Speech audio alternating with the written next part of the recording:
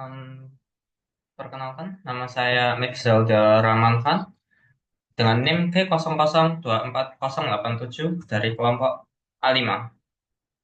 Saya di sini akan mempresentasikan tentang laporan praktikum anatomi 2.1. Hmm, baik. Jadi, soal nomor satu, jelaskan secara runtut mekanisme ereksi dan ejakulasi.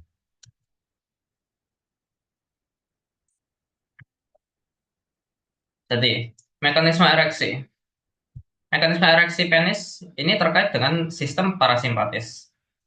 Rangsangan atau stimulus seksual akan diproses pada jaras supraspinal di area preoptik medial dan nukleus paraventricularis di hipotalamus dan hipokampus yang merupakan pusat integrasi fungsi seksual dan ereksi.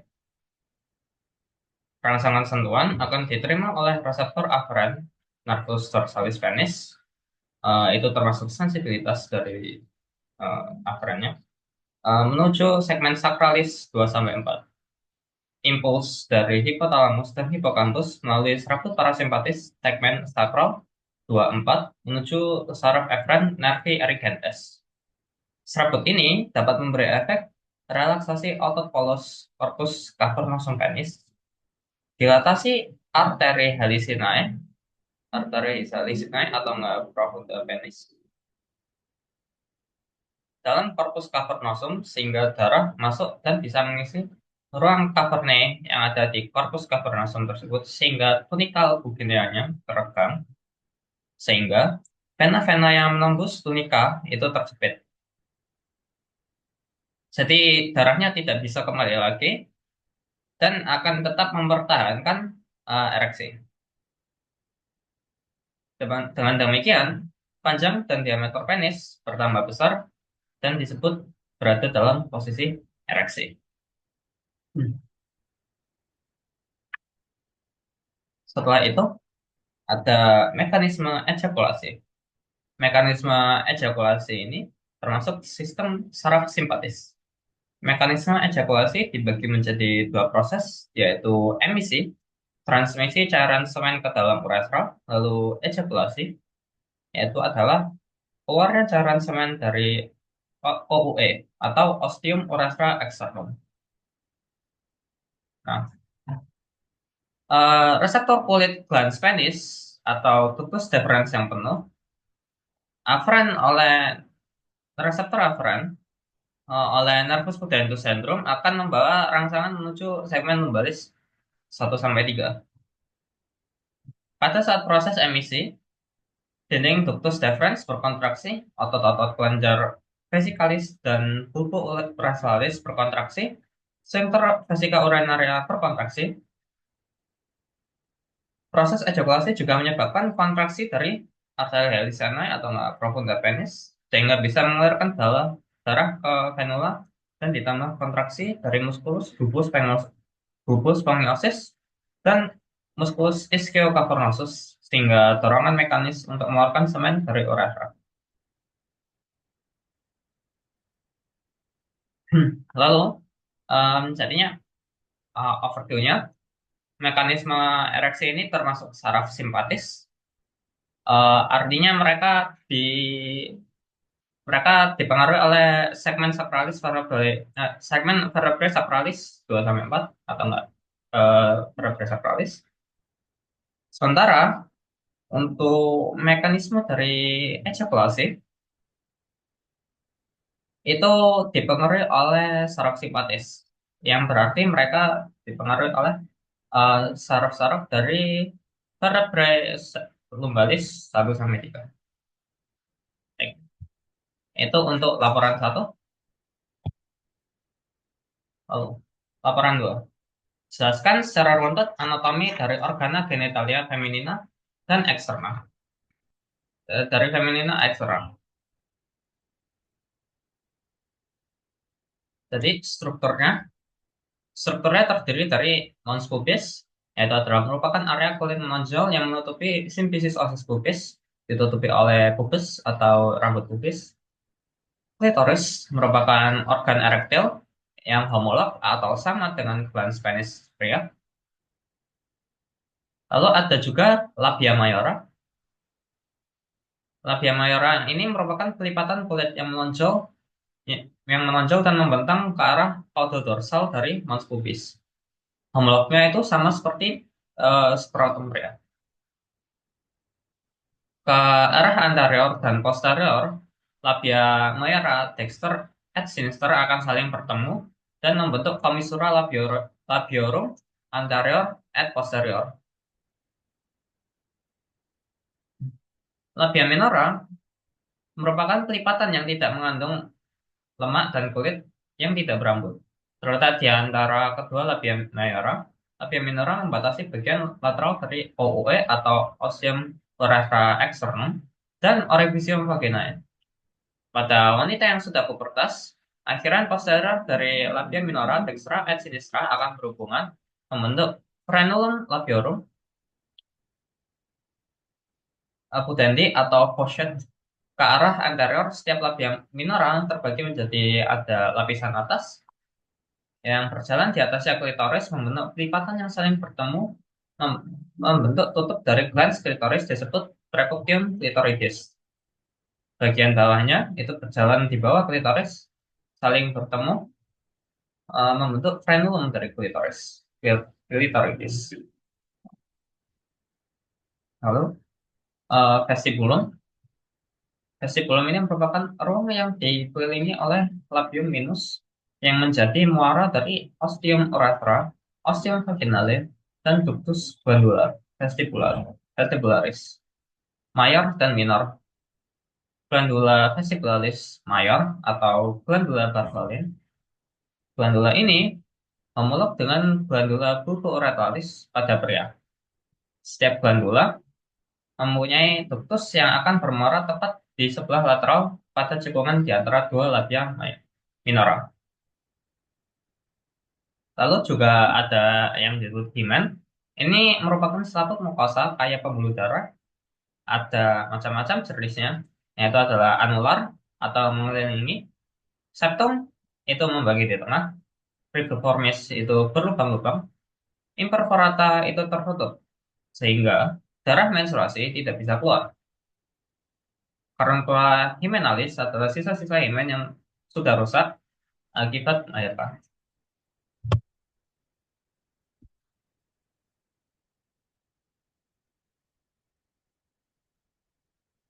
Lalu sekarang ada vaskularisasinya.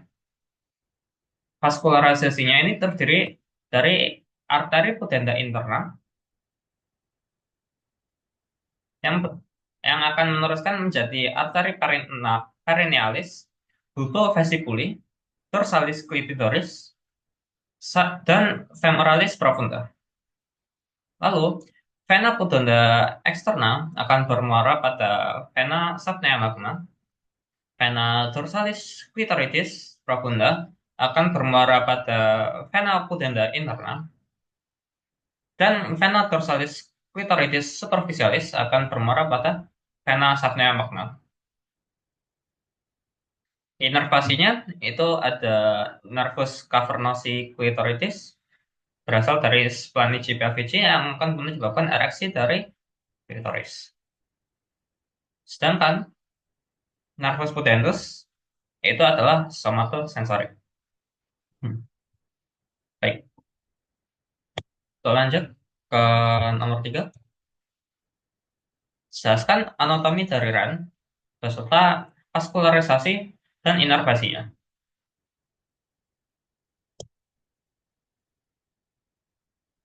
RAN itu berfungsi sebagai menyaring darah dari zat-zat yang tidak diperlukan oleh tubuh dan mengeluarkannya sebagai urin atau ekskresi.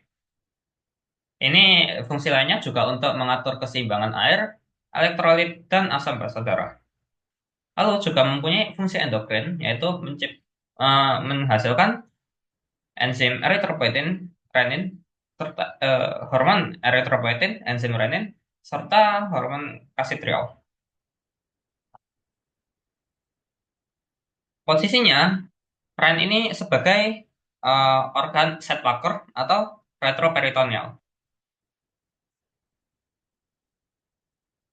Nah, Ryan Sinister ini tingginya bagian dari superior vertebra thoracalis 12, kurang lebih ada di costa 11, sampai inferiornya ada di vertebra lumbalis 3.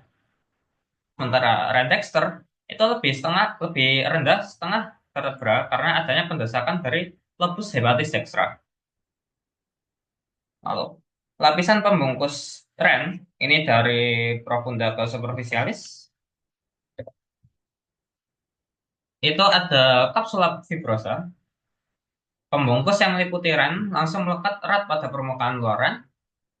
Lalu ada perineal fat, yaitu adalah lemak yang meliputi kapsula fibrosa dan pembuluh darah yang masuk keluar Ren. Fascia renalis, lapisan membranosa yang terletak di luar perirenal fat, Ren, dan glandula suprarenalis. Pembungkus Ren, glandula adrenal bagian depan, fascia grata. Prarenal fat itu adalah lemak yang terletak di luar fascia renalis di bagian posterior dan posterolateral Ren. Sementara ada juga fiksator yang menyokong dan memfiksasi Ren agar tetap berada di tempatnya dan tidak terjadi ptosis. Ada fascia renalis yang tadi sudah saya sebutkan. Lalu juga arteri dan vena renalis.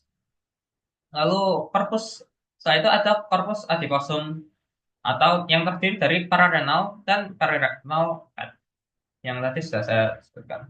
Kapsula adiposa memfiksasi ginjal pada saat bernafas. Bila lapisan ini berkurang secara drastis, misal pada anoreksia, maka ginjal akan turun atau nefroptosis atau mengalami rotasi sehingga ureter tertutup dan aliran urin terhambat yang bisa menyebabkan hidronefrosis. Lalu, topografi dari facies anterior Rendextra berhubungan dengan beberapa struktur. Di antaranya terpisah dari ren oleh suatu lapisan peritoneum dan beberapa lainnya berkontak langsung dengan ren. Polus superior ren itu ada glandula suprarenalis. Sementara polus inferior itu sisi lateralnya berhadap dengan tekstura polydextra. Sisi medialnya itu intestinum tenue intraperitoneal. Facies anterior ren sinistra juga berhubungan dengan beberapa struktur, di antaranya dipisahkan dengan stelatis peritoneum dan struktur lain yang langsung berkontak dengan ren. Sebagian kecil polus superior di sisi medial tertutup oleh glandula suprarenalis sinistra.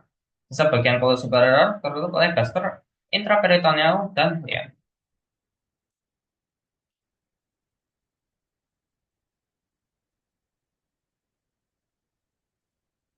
Lalu, lalu pankreas yang terletak di retroperitoneal menutupi bagian tengah dari ren. Di sisi lateral, separuh bawah ren tertutup oleh flexura polisinistra dan permukaan kolon descendant. Dan di sisi medial oleh bagian dari jejunum yang terletak di intraperitoneal. Di posterior, ren dextra dan sinistra berhubungan dengan struktur-struktur serupa. Di superior terhadap diafragma dan di inferior dari arah medial ke lateral terdapat musculus psoas major, musculus quadratus lumborum, dan musculus transversus abdominis. Polus superior ren dextra berada di anterior costa 12, sedangkan ren sinistra di anterior costa 11 dan 12. Sacus pleura, lebih tepatnya recessus costodiaphragmaticus, dengan demikian terbentang di posterior. Yang juga melewati sisi posterioran adalah fasa dan nervus subcostales dan nervus ilioinguinalis dan nervus iliohipogastricus. Lalu ada struktur internal dan eksternal dari ran. Eksternalnya, eksternal itu fasesnya dibagi menjadi dua, yaitu adalah anterior dan posterior. Sementara polus atau ekstremitasnya itu dibagi menjadi dua juga, yaitu adalah superior atau cranialis, itu berhubungan langsung dengan glandula suprarenalis. Sementara inferior atau cotalis. Ya.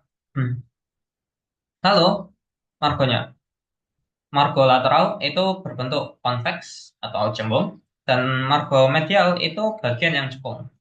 Di cekungan itu terdapat hilus renalis yang berisi anterior yang berisi ada di bagian anteriornya itu ada vena renalis, di medianya ada arteri renalis, sementara di posteriornya ada cavis renalis.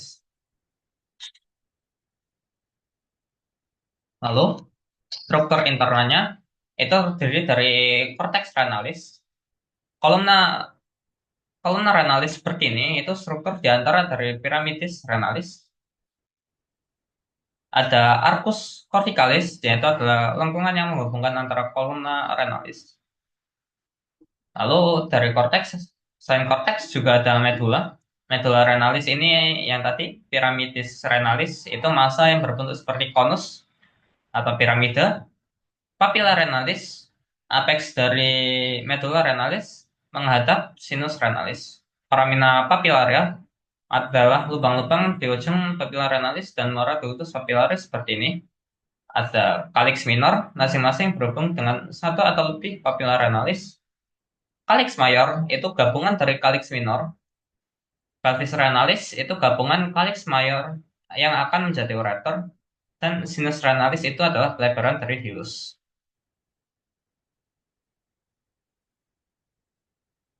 Vaskularisasi.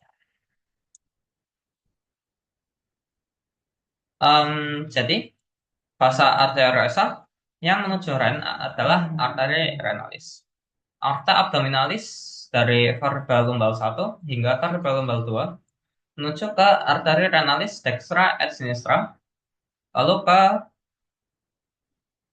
anterior et posterior masuk ke hilus, arteri lobaris atau primaris masuk ke piramidus renalis, arteri interloberaris berjalan di kolumna renalis, arteri aquata berjalan di basis piramidus renalis, arteriola interloberaris, cortex renalis, arteriola afferent glomeruli berjalan membawa darah ke glomerulus, lalu glomerulusnya ini berhubungan dengan kapsula Bowman yang akan membentuk corpusculum malvigi untuk filtrasi darah menjadi urin primer.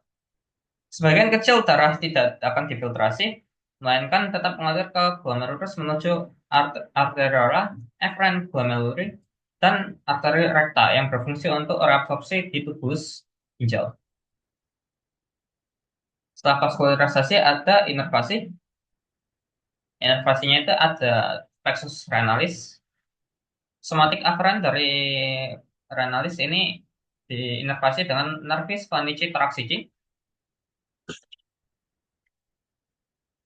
Simpatisnya itu adalah nervus planicus major et nervus planicus minor. Parasimpatisnya itu adalah nervus vagus dan plexus renalis berhubungan dengan plexus fascicularis. Drainase limpatiki masing-masing ren bermuara ke nodi aortici lateralis lumbalis di sekeliling pangkal arteria renalis. Itu saja dari Michel de Ramankan. Terima kasih.